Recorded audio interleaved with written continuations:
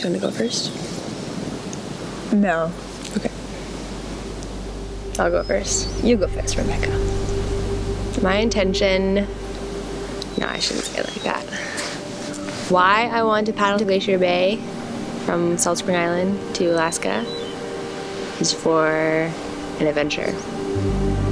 And to see the coast and to be on the water and to camp and to see who's living on the coast, but mostly for an adventure. I want to kayak to Alaska because I want to bring attention to the Inside Passage and connect with people along the coastline. There's so many amazing people working towards the protection of waters here. I think they're doing really important work.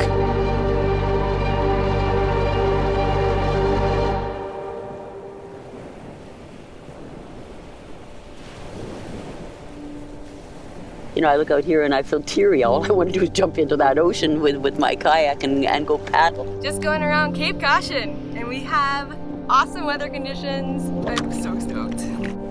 I was brought up in Vancouver on the coast, and I think there's a calling. I just adore this area, and I'm so passionate about wanting to protect it. Every morning I can't wait to paddle again. Yeah, it's always so nice to be on the water. It's a life-changing experience, spending a period of time in the wilderness. My muscles hurt, my body hurts. I'm a little bit frustrated. Me too.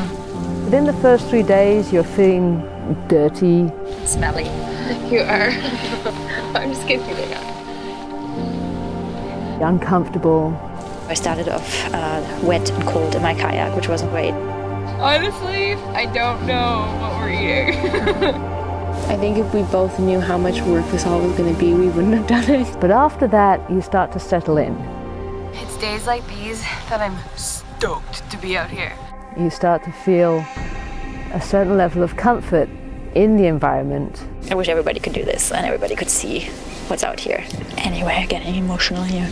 And then after you feel comfortable in that environment, you then start thinking. I started to really realize that we were taking on a trip of a lifetime and something that was going to open our eyes and going to probably make us cry a little bit. You think about your life and your values, but all of that is a journey that takes time.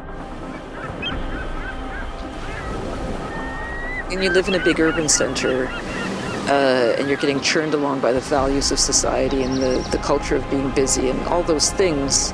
It's easy to forget, and it was one whale watching trip up here. And now we're in here because we want to go through Leukart Passage. And there's a humpback! I felt like I had been slapped upside the head. All I knew was I don't want to talk about nature as if it exists somewhere else. I need to fill up and learn about it if I'm going to be the person I want to be. We saw a huge number of ships. These whales really rely on sound. It's how they communicate and that's how they find food. And we can hear cruise ships from miles and miles, so I can only imagine what it sounds like underwater for the whales. We paddled over to this island that looked like it had a beautiful cove. Unfortunately, when we got closer, we saw that it's actually just littered with chopped stumps and old logs. The old-growth forest is the lifeblood of Southeast Alaska, and over 6 decades the timber industry has taken our old-growth resource and now they're going after the best of the rest. It's just heartbreaking to see this. It just makes me really second guess any paper product. I'm very happy and The biggest impact that human beings are having on this park is climate change. And if that continues, which there's really not much reason to believe it won't, then the marine ecosystem is going to be the first to suffer. We have dams, we have fish farms, we have pollution, we have urbanization. But I got to understand that it's just too easy to just be like, no, this is wrong. Things are not just black and white. Right. We have one ocean, and it's the single most important entity that connects every human on this planet. It's our playground. Some of the best days paddling aren't paddling at all.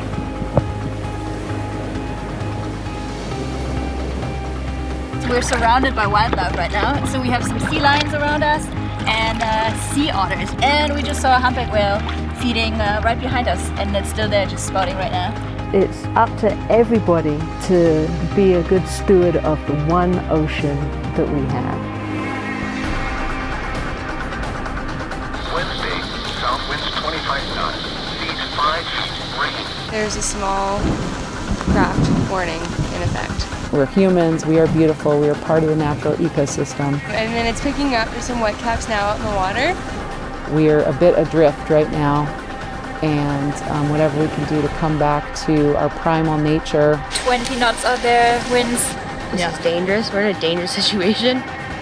Hit a rock when we were out in 20 knot winds, and I couldn't see it coming, which was scary. That is scary. Last night I had that half dream thing again where I think I'm in a kayak. The kayaking nightmares. Are the boats safe? Am I safe? You know, for me, I gravitated towards nature and wildness. Hey bear! We're just here to get water! A brown bear came across us. He was on the beach. He looked very skinny. I think all of that helps us develop just a healthier relationship with each other and with the land. The idea that doing things that are good for the environment is somehow something outside ourselves, or that it is even optional, is really, really problematic. If we remember who we were, we used to kill whales, we used to kill seals, we used to kill sea lions. In one lifetime, in my lifetime, we have gone from being whalers to being whale watchers. And it's the result of our value systems changing. We're going back to the way that people used to live. People had to move at all times. People had to forage. People had to get their own water. I wanted to learn more about the issues, but at the same time, I learned so much about surviving in the wild. These are lives of small footprints. These can be lives of meaning and great happiness. This adventure has opened my eyes to the issues that are threatening this coast, which I would never have been connected to if it weren't for you. You have to stand up for what you love, and you have to protect what you love. And I love the Inside Passage.